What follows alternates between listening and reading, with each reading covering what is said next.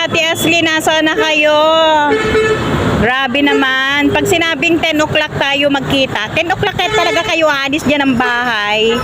Kami, 9:30 umalis ng bahay para pagdating ng City Hall, ay nandito na kami ng 10 o'clock. So ngayon, kayo naman, umalis dyan ng 10 o'clock sa bahay ninyo. Kaya eto, hindi na nga po tayo nagsimba. Dapat po dadaan muna kami ng Santo Domingo. Ay biglang umulan.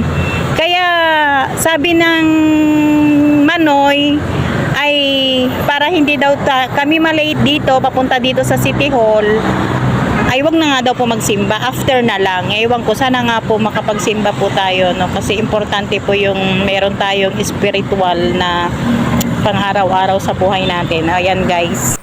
At sa wakas, dumating na rin po ang inaantay natin.